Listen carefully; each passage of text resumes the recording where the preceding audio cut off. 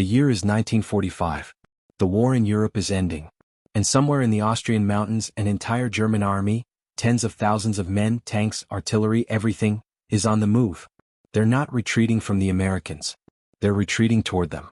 Because these soldiers have made a choice.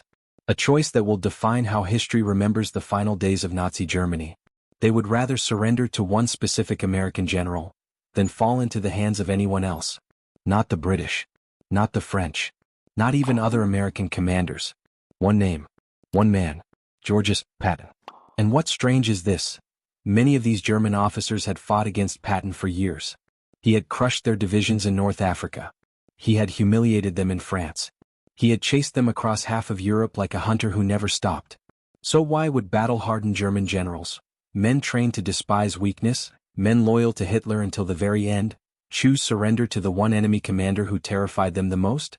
That question sits at the center of one of the strangest untold stories of World War II. And by the end of this video you're going to understand something most documentaries never explain. Something that reveals just how calculated, and how desperate, the final days of the Third Reich truly were.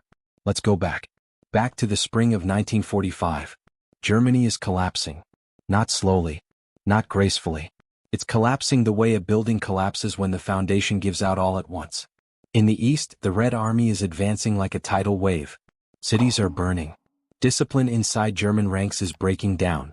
And rumors, dark, terrifying rumors, are spreading through every unit still standing. Rumors about what happens to German soldiers who surrender to the Soviets. Some of those rumors are exaggerated. Many of them are not. Reports of brutal treatment on the Eastern Front had already reached German command. Stories of mass casualties in Soviet captivity. Stories that made the idea of falling into Soviet hands feel less like defeat, and more like a death sentence. So an idea begins to spread through the collapsing German war machine. A single, desperate strategy shared quietly between officers who know the war is already lost. Get west. Get to the Americans. Surrender before the Soviets arrive. But here's what most people don't know. It wasn't just about surviving. It wasn't just about avoiding Soviet captivity. Because when German commanders started planning their final moves in 1945, a surprising number of them wanted one specific outcome. They wanted to surrender to Patton. Not to Eisenhower. Not to Montgomery. Not even to Bradley, who technically outranked him. Patton. And that request starts to make this story far stranger than a simple East versus West survival calculation. If you're enjoying this story so far, make sure you're subscribed because the ending of this video reveals something most history books barely even mention. A detail about Patton's reputation among German officers that completely changes how you'll see this entire war. Now let's talk about why Patton, of all people, became the man German generals were racing toward. To understand this, you need to understand what German officers actually thought about American military leadership in general. And the truth is, they weren't impressed. Many senior German commanders viewed the American army as inexperienced, green, overly cautious, a force with incredible resources but limited battlefield instinct compared to the war-hardened Wehrmacht. Patton broke that assumption completely. From North Africa to Sicily to the breakout across France, Patton fought the way German commanders fought. Fast, aggressive, willing to take enormous risks for enormous gains. His Third Army didn't just advance. It tore through enemy lines with a speed that stunned even his own superiors. German intelligence officers studied his tactics obsessively. Some considered him the most dangerous Allied general in Europe. And here's the twist that changes everything. Fear can turn into respect.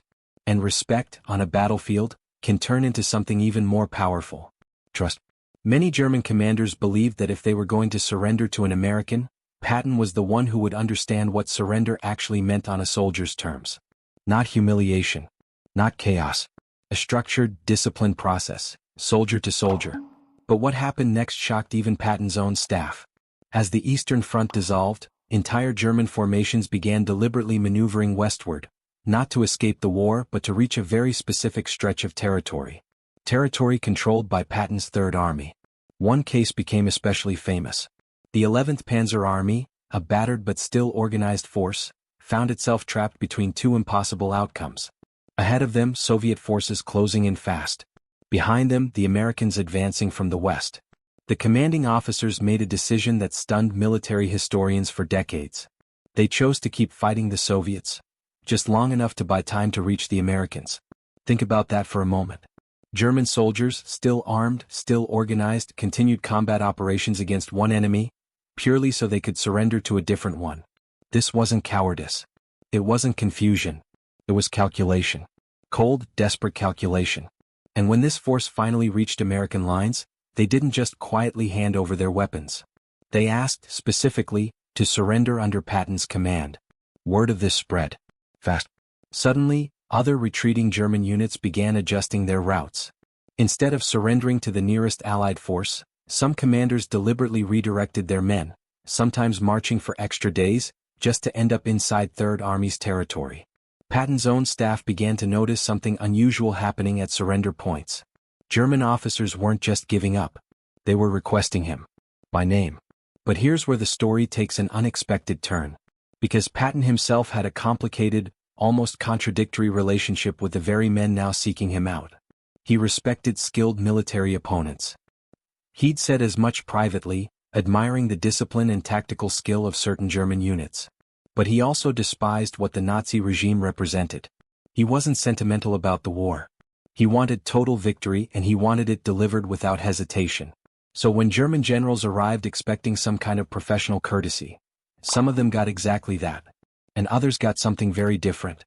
Because Patton's approach to accepting these surrenders wasn't uniform. It depended on the officer. It depended on the unit.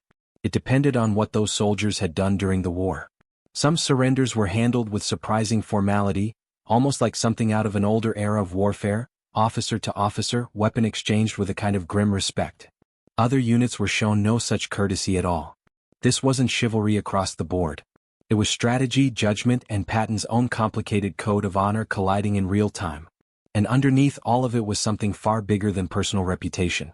Because the truth was even stranger than most people realize. Some of these German commanders weren't just trying to avoid Soviet captivity. They were making a bet on the future. WWII 1945, whispers were already spreading among certain German officers, quiet, almost unspoken theories, that the alliance between the Americans and the Soviets wouldn't last. That once Germany fell, the West and the USSR would eventually turn against each other. And if that happened, trained German soldiers, especially experienced anti-Soviet fighters, might suddenly become valuable again. Not as enemies. As potential assets. This wasn't official policy. It wasn't a grand conspiracy documented in some secret file.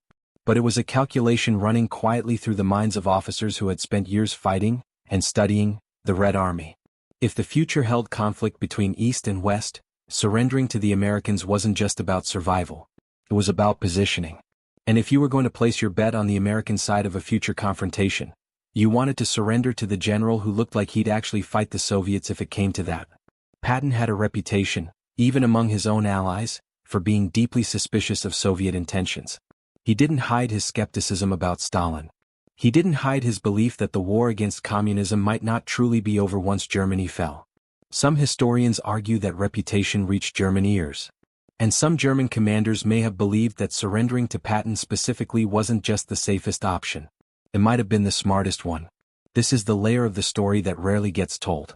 Because most retellings focus purely on fear of the Soviets. But fear alone doesn't fully explain the specificity, the deliberate targeting of one American commander over every other available option. Desperation drove them west. Calculation aimed them at Patton. And as the final days of the war unfolded, that calculation played out again and again across the collapsing German front. Columns of soldiers, officers negotiating informal ceasefires with local American units just long enough to guarantee they'd end up processed under Third Army rather than anyone else. Some accounts describe German commanders sending messengers ahead of their main force, almost like advanced scouts, specifically to confirm they were surrendering into Patton's zone of control before committing their men to march any further. This is coordination. This is intention. This is not simply chaotic collapse. And this raises the real question sitting underneath this entire story. What does it say about the nature of war? When the enemy trusts your reputation more than they trust their supposed allies. Because that's exactly what was happening in the final weeks of the Third Reich. Trust had completely broken down within the Nazi command structure. Soldiers didn't trust Berlin. They didn't trust promises of last-minute miracle weapons. They didn't trust assurances that the war could still be won.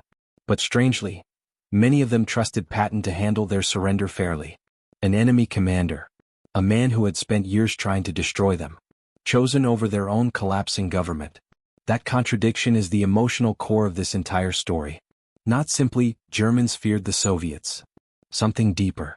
A moment where reputation, warfare, ideology, and desperate self-preservation all collided into a single strange historical pattern. German generals didn't just want to avoid the enemy they feared most.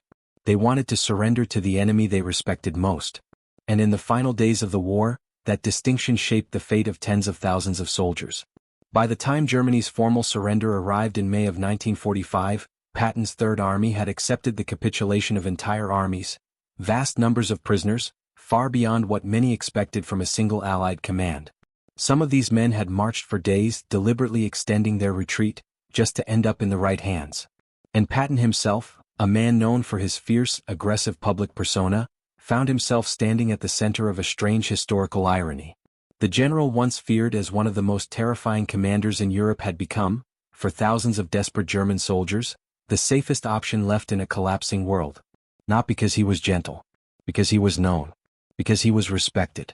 Because in a war defined by chaos and uncertainty, his reputation offered something rare. Predictability. And in the final days of Nazi Germany, predictability may have been worth more than mercy. So when you look back at this moment in history, ask yourself something. What does it really mean when your enemy trusts your reputation more than his own leadership? And if you were a German officer in the spring of 1945, watching your entire world collapse around you, who would you have chosen to surrender to?